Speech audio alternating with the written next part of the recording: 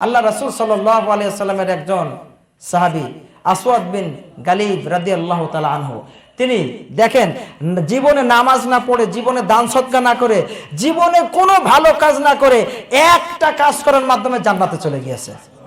কয়টা কাজ বলবো, সেই কাজটা কি? করতে রাজি আছেন? আমি কাজটার সন্ধান দেব, তারপরে আপনাদেরকে একটু হাত তুলতে বলবো, তুলবেন তো? কি কাজ করে তিনি একটা কাজ করে জান্নাতে গেল? কি করে? আসওয়াদ বিন গালিব রাদিয়াল্লাহু তাআলা আনহু কিভাবে জান্নাতে গেল একটা কাজ করে, একটু শুনেন। আল্লাহু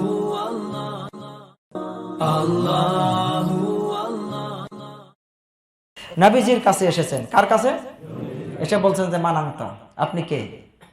নবীজি সাল্লাল্লাহু আলাইহি ওয়াসাল্লাম তিনি বললেন, আনা মুহাম্মাদুর রাসূলুল্লাহ সাল্লাল্লাহু আলাইহি ওয়াসাল্লাম, আমি হলাম আল্লাহর পক্ষ থেকে আল্লাহর পাঠানো একজন বার্তাবাহক, একজন রাসূল।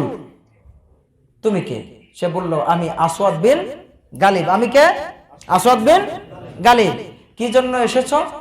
আপনার কাছে এসেছি আপনার সম্পর্কে জানার জন্য। বাস।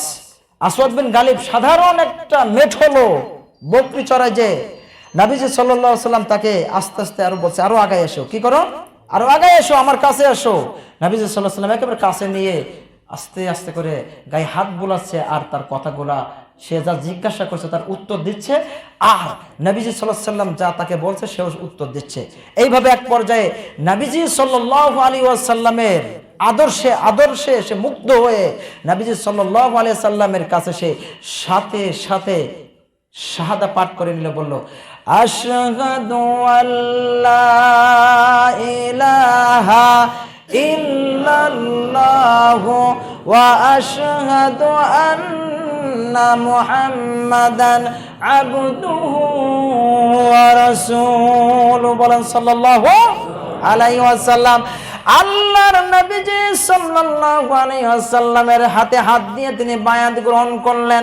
কয়েক মুহূর্তের মধ্যে নবীজি সাল্লাল্লাহু আলাইহি ওয়াসাল্লাম যুদ্ধের জন্য সাহাবীদেরকে রেডি করছেন, যুদ্ধের জন্য সাহাবীদেরকে ময়দানে পাঠাচ্ছেন আল্লাহর দ্বীন, আল্লাহর জমিনে প্রতিষ্ঠা করার জন্য। আল্লাহর নবীর সাহাবীরা যখন জিহাদের দিকে যায়, আসওয়াদ বিন গালিব বলেন, ইয়া রাসূলুল্লাহ, ইয়া হাবিবাল্লাহ, আমিও এখানে বসে থাকবো না, আমাকে পারমিশন দেন, আমি তো কেবলমাত্র মুসলমান হলাম, এমন ভাবে বসে থাকবো না। ইয়া রাসূলুল্লাহ, ইয়া হাবিবাল্লাহ, আল্লাহর দ্বীনের জন্য আমার জীবন দিয়ে দিতে রাজি আছি। আল্লাহর নবীজি সাল্লাল্লাহু আলাইহি ওয়াসাল্লাম বলেন, আসওয়াদ, যাও যাও, আল্লাহ রাব্বুল আলামিনের দ্বীনের জন্য, আল্লাহর দ্বীন প্রতিষ্ঠার জন্য জিহাদের ময়দানে যাওয়ার অনুমতি দিয়ে দিলাম। বলেন সুবহানাল্লাহ। যখনই অনুমতি দিয়ে দিল, যুবক মানুষ নিজের জীবনের চিন্তা করলেন না, নিজের বাড়ি ঘরের চিন্তা করলেন না, নিজের বাবা মায়ের চিন্তা করলেন না, আত্মীয় স্বজনের চিন্তা করলেন না, সব কিছুর মায়া ত্যাগ করে নিজেই স্বীকার করলেন, আমি জিহাদের ময়দানে রওনা দিলাম। জিহাদের ময়দানে সাহাবীদের সাথে গেলেন, কাফেরদের বিরুদ্ধে সৈনিক হিসেবে তিনি নবীজি সাল্লাল্লাহু আলাইহি ওয়াসাল্লামের সাহাবীদের সাথে যুদ্ধ করা শুরু করে দিলেন। যুদ্ধ করতে করতে করতে এক পর্যায়ে আল্লাহ রাব্বুল আলামিনের দুশমন, আল্লাহ রাব্বুল আলামিনের দুশমনেরা আল্লাহ রাব্বুল আলামিনের বান্দা আসওয়াদ বিন গালিবের দিকে তীর নিক্ষেপ করলেন। আসওয়াদ বিন গালিবের তীরের আঘাতে তিনি মাটিতে পড়ে গেলেন। আল্লাহ রাব্বুল আলামিনের দুশমনেরা আল্লাহ রাব্বুল আলামিনের বান্দা আসওয়াদ বিন গালিবের কাছে আসলো।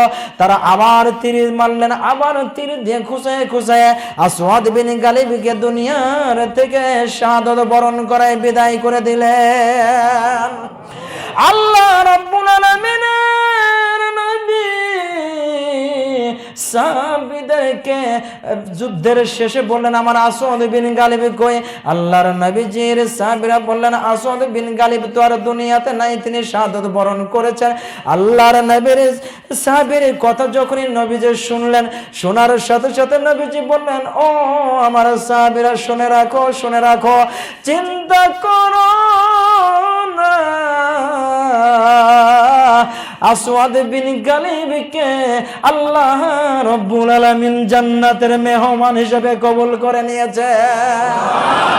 আমার প্রিয় ভাইয়েরা, জীবনে এক ওয়াক্ত নামাজ পড়ার সুযোগ হলো না, জীবনে দান সদকা করার সুযোগ হলো না, মাত্র কালেমা পড়েছে, জিহাদের ময়দানে গিয়েছে, আল্লাহ রব্বুল আলামিনের দ্বীনের জন্য জীবন দিয়ে দিয়েছে, আল্লাহ জান্নাতের মেহমান বানিয়ে দিয়েছে, ঠিক কিনা? এখনো আমরা আল্লাহ রব্বুল আলামিনের জমিনে আল্লাহর দ্বীন প্রতিষ্ঠার জন্য যদি আমাদেরকে ডাকে আমরা যেতে রাজি আছি তো? কে কে রাজি আছেন একটু হাত তুলে দেখান। আল্লাহ তুমি কবুল করো, বলেন আমিন। আল্লাহ তোমার এই বান্দাদের হাতগুলাকে তুমি কবুল ও মঞ্জুর করে নাও, বলেন আমিন। হাত তুলে রাখেন, আল্লাহ সাক্ষী হিসাবে এই হাতগুলাকে কাল কিয়ামতের কঠিন মুসিবতের সময় নাজাত হিসেবে কবুল করে নিও, বলেন আমিন।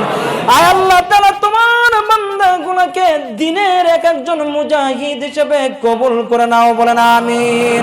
হাত নামান। এইভাবে আমরাও দ্বীনের জন্য নিজের জীবন দিয়ে দিতে রাজি আছি, ঠিক কিনা?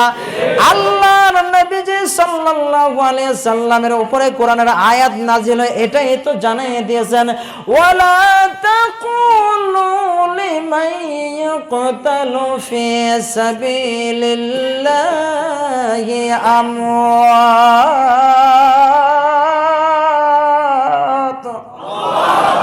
আল্লাহ বলছেন, যারা আমার দ্বীনের জন্য আমার রাস্তায় যারা নিজের জীবন দিয়ে দিয়েছে ওদেরকে তোমরা মৃত বলো না, বাল আহইয়া,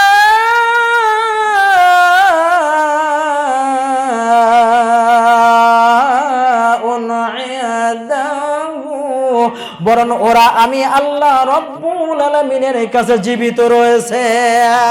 শুধু জীবিত হয় নাই,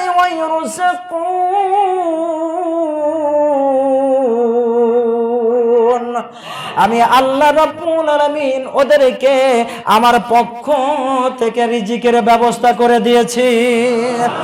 প্রিয় ভাইরা আমার, আল্লাহ তাই বলছেন এই মৃত্যু আমার আপনার এই দুনিয়া থেকে যেতেই হবে, এই কথাই সত্য, ঠিক কিনা?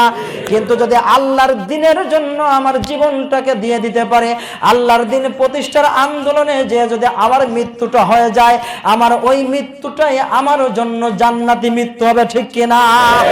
কিন্তু আমার টাকা পয়সা, আমার ধন সম্পদ, আমার দুনিয়ার মোহ যেন আমাকে ভুলাইয়ে না রাখতে পারে, ঠিক কিনা? অনেক সময় দেখবেন এখন এমন, যদি আপনি দিনের কাজ করতে যান বলবে দিনকাল ভালো না, একটু সাবধানে এখন যাওয়ার দরকার নেই, সময় টময় ভালো হলে তখন যেও, ঠিক কিনা? এমন কথা বলে কি বলে না? কিন্তু ওই কথাগুলো কি ভালো কথা? বলেন, ওগুলো হলো শয়তানি কথা। কি কথা? প্রিয় ভাই আমার, যেই কথা বলছি যে মৃত্যু আমার আপনার অবধারিত, আসবেই আসবে। আল্লাহ রাসূল সাল্লাল্লাহু আলাইহি ওয়াসাল্লাম তাই বলেছেন, কুন ফিদ দুনিয়া কা আন্নাকা গরিবুন আও আবিনুস সাবিল। তুমি দুনিয়াতে এমন ভাবে বসবাস করো তুমি যেন একজন মুসাফির, আর একেবারে তুমি একজন পথিক, এই মাত্র এখানে আছো, যে কোনো সময় তুমি আবার অন্য জায়গায় চলে যেতে হতে পারে, ঠিক কিনা? আসসালামু আলাইকুম ওয়া রাহমাতুল্লাহি ওয়া বারাকাতুহু।